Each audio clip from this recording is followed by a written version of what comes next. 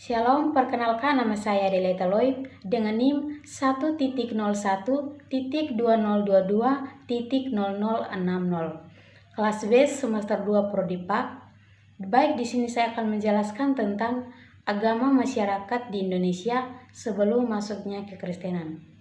Untuk memenuhi tugas UTS mata kuliah Sejarah Gereja Indonesia dan Sejarah Gereja Lokal. Baik, kita langsung masuk ke yang pertama, agama dan masyarakat Indonesia asli. Sebelum agama Kristen mulai masuk ke Indonesia, agama di negeri ini sudah mulai sejarah yang panjang. Orang biasa membedakan antara agama Indonesia asli dan agama yang datang kemudian, yaitu agama Hindu, Buddha, Islam, dan Kristen.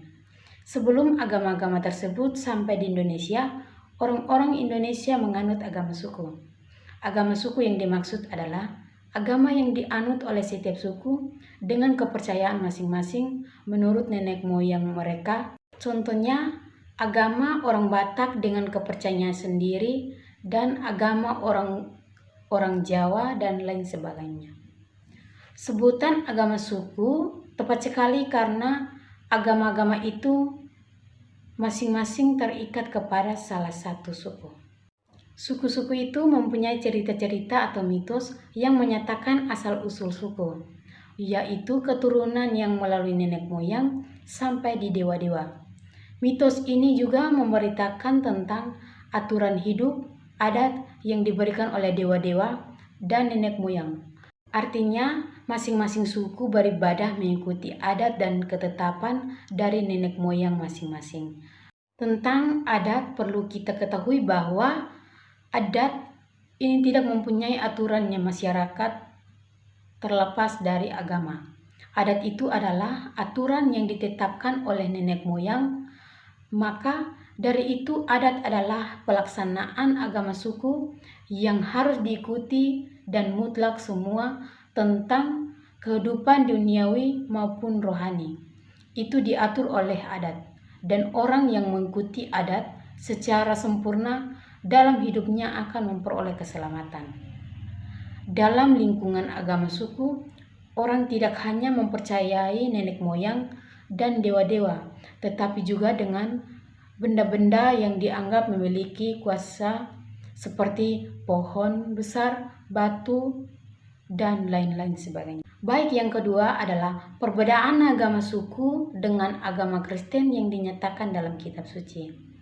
Yang dinyatakan dalam kitab suci, perbedaan yang utama ialah agama suku tidak ada garis pemisah antara pencipta dan yang diciptakan. Sebaliknya dengan agama Kristen yang ada garis pemisah yang tajam antara Allah sang pencipta dan seluruh ciptaan.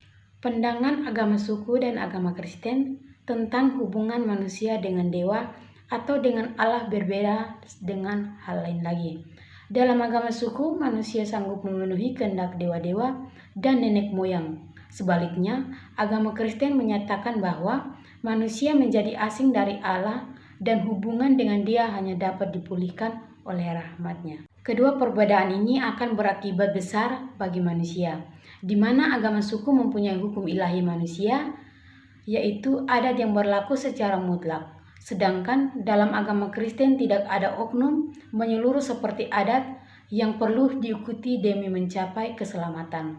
Perintah-perintah Allah pun tidak lagi merupakan patokan yang mesti dipikul sepanjang jalan menuju keselamatan. Jadi manusia dalam agama suku adalah manusia yang terikat pada adat, sedangkan manusia dalam agama Kristen adalah manusia yang bebas memilih jalannya sendiri. Dalam agama suku, pandangan orang terbatas pada sukunya sendiri. Sebaliknya dalam agama Kristen, tidak boleh membedakan antara saudara dan orang lain. Kelakuan manusia harus sama, kawan dan lawan. Adapun perbedaan lain yang berpengaruh dalam hal kesusilaan atau sopan santun, dalam agama suku tidak ada perbedaan mutlak antara yang baik dan yang jahat. Akibatnya, manusia dari agama suku tidak suka melakukan pilihan. Sedangkan dalam agama Kristen ada pertentangan mutlak antara yang baik dan yang jahat. Karena kejahatan adalah tidak berkenan di hadapan Allah. manusia harus memilih antara bertanggung jawab atas pilihannya. Ini adalah perbedaan terakhir, di mana setiap agama suku mempunyai aturan dan pandangan dunia tersendiri, dan itu dianggap satu-satunya yang tepat, karena hal ini ditetapkan oleh nenek moyang serta dewa-dewa. Oleh karena itu, manusia harus menjaga kehidupannya agar tetap sama dengan apa yang telah ditetapkan di zaman dahulu. Karena keselamatan mereka terletak pada apa yang sudah diajarkan atau diturunkan oleh dewa-dewa dan nenek moyang. Maka dari itu, agama suku memandang ke masa lalu sehingga bersifat konservatif atau memelihara. Sedangkan agama Kristen melihat ke depan, di mana akan terdapat keadilan. Sikap hidup orang Kristen ditentukan oleh kerinduan akan kesempurnaan yang akan datang. Yang ketiga adalah agama-agama dari luar datang ke Indonesia. Sejak abad pertama, Tarik Masehi, Indonesia mempunyai hubungan perdagangan dengan wilayah-wilayah Asia lainnya. Barang dagangan yang dihasilkan Indonesia ialah rempah-rempah yang terutama berasal dari Maluku.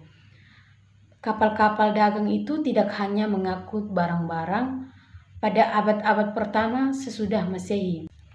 Perdagangan-perdagangan Kristen dari Mesir dan Persia menetap di Arabia Tenggara, di India Barat dan Selatan. Pada abad ke-14, 2 kali seorang misionaris dari Barat singgah di Sumatera. Tetapi bagaimanapun juga kehadiran orang-orang Kristen dari luar itu tidak meninggalkan bekas di Indonesia. Pada abad ke-13, suatu agama lain lagi mulai memasuki Indonesia melalui jalur perdagangan.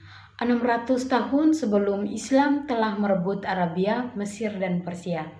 Islam mulai tersebar di sana sejak abad ke-9 dan berkuasa pada abad ke-13. Pedagang-pedagang yang beragama Islam mulai menyebarkan agama itu di Indonesia. Dengan demikian, agama Islam tersebar secara damai melalui hubungan perdagangan kekeluargaan. Kepulauan Nusantara sejak permulaan Tarik Masehi menduduki tempat yang terkemuka dalam lalu lintas perdagangan se-Asia. Perdagangan dari luar datang ke Indonesia untuk berdagang. Tetapi mereka juga membawa serta masing-masing agama mereka, antara lain Hindu, Buddha, Kristen, dan Islam. Pada akhirnya abad ke-15, agama Islam telah diterima oleh kebanyakan penduduk pantai di Indonesia Timur. Sekian dan terima kasih.